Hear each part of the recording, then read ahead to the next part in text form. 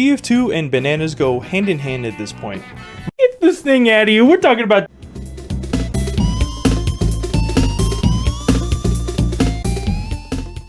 Donkey Kong Country, one of the pioneers for bananas being a collectible in video games. Stars the ape, the guy that stole a woman in Brooklyn and tried to beat up some guy that just wanted to, do his job. Now we have him chasing after his banana horde. Maybe he should have taken care of that instead of sending his little buddy Diddy out to go protect the cave. I'm just gonna say it. I think Donkey Kong is a fantastic character. I love the guy. Not too big a fan of his redesign recently, but we're not going to worry about that. Today we're talking about bananas in Donkey Kong Country. So, how do they fit into the story? Surprisingly, a lot. Basically, before they had intro cutscenes for a lot of these games, they decided to tell you the story through these little instruction booklets. So this time, what happens is, Donkey Kong tells Diddy Kong, hey buddy, I don't want to stay up late tonight watching the cave that I have full of bananas, so you gotta go do it. And Diddy Kong's out there in the cold. It's like, man, I kinda hate it here. Then a bunch of evil guys come along, like, hey, we're just gonna beat you up cause you're a little monkey. You can't do anything to us. They beat him up, put him in a barrel, throw him out into the jungle, and they steal all the bananas in Donkey Kong's special cave. Donkey Kong then wakes up, has a fight with Cranky Kong, says, wow, you're kind of annoying, old man. And the old man's like, I'm not annoying, I'm just honest.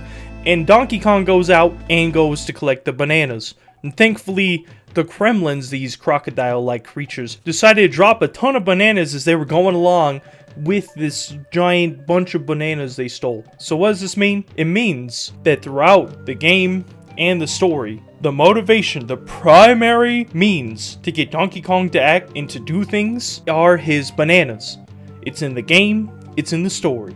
So, Donkey Kong goes along, he rescues Diddy from the barrel, or you could just leave him there, I don't really care, it's your game. He goes out and he stomps these Kremlins, alright? He bashes through them, he goes through the caves, he goes on to whatever he feels like, okay? He's trying to go through his island to get his bananas back. What does that mean in terms of the story with bananas? It's obvious. Everything is about bananas. This game gets a 10 out of 10 on the story aspect for bananas. I don't think there's any other game besides one, and we'll get to it when we get to it, but for now, bananas, story-wise, 10 out of 10. Perfect. How about gameplay-wise? This game has a lot of collectibles. Not the same kind of collectibles you'd find in Donkey Kong 64, which we'll get to in the future. But there are a lot of things you pick up along the way that help you on your adventure. For example, you could pick up single bananas or multiple bunches of bananas. And these are added to your total. You get 100, you get another life. That's beautiful. I love living. Now, in terms of the rest of the gameplay, it's not really super relevant. In fact, the other things you collect are things like letters for your name, balloons for your lives. So, bananas, while being the main motivator story-wise, are not a major component gameplay-wise. They are important, don't get me wrong, very, very important. But because you can't use them in combat or use them for more than just picking them up to help yourself throughout the adventure, I'm going to go ahead and put them into a 7 out of 10. I was going to say a tier list, but we just roll with the punches at this point.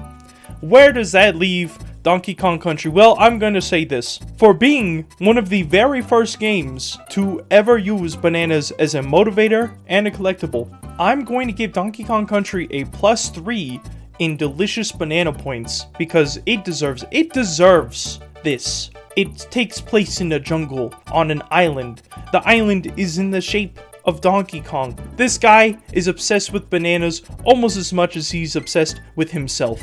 Or maybe it was destined to be. Maybe he was always meant to be the one, the only banana hoarding Kong to ever exist. We'll find out in the Banana Slamma game, the Banana Rama Dama Slamma Nama Mama Nana.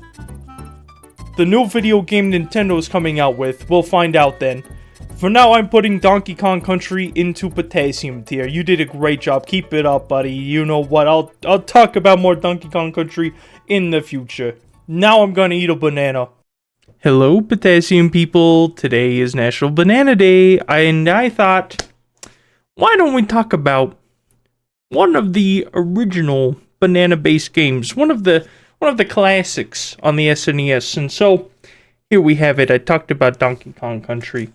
I think I'm going to get rid of the old intro, the one where, I'm just talking about bananas and other games. That went on for like 45 seconds. That's a long time considering these videos are at most 5 minutes, besides this part, the current day me, right? But the reason why we're here is for bananas.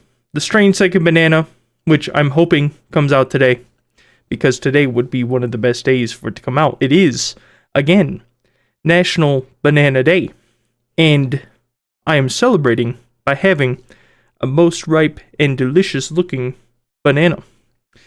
With that being said, I'll consume this, but I hope you also celebrate by getting yourself a nice, delicious banana. Now then, I shall partake, and if all goes well, you won't need to see me tomorrow, because Valve will release the Strange Second Banana today. Again, it'd be the best day for it, so come on, Valve.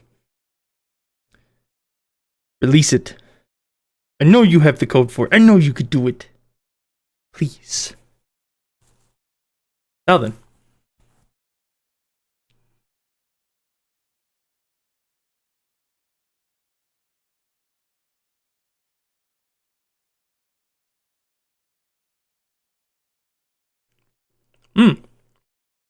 Splendid. Most scrumptious.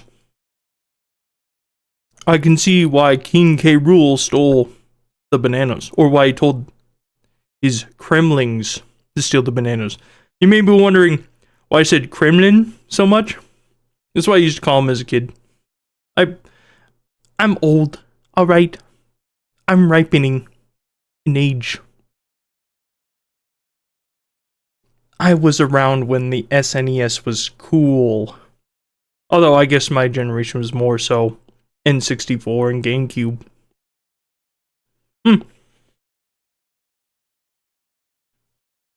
I think they should make Banana Day international. They should have an international Banana Day.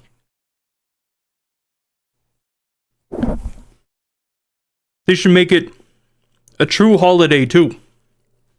Have everyone that is in non-essential daily jobs off of work. Have kids home from school.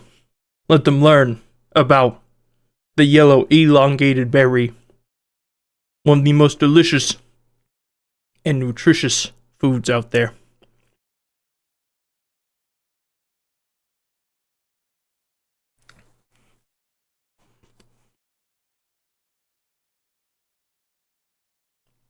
And there we have it. All is well in the world because we were able to have a banana. Well, that's it. I'll talk to you all tomorrow. Bye.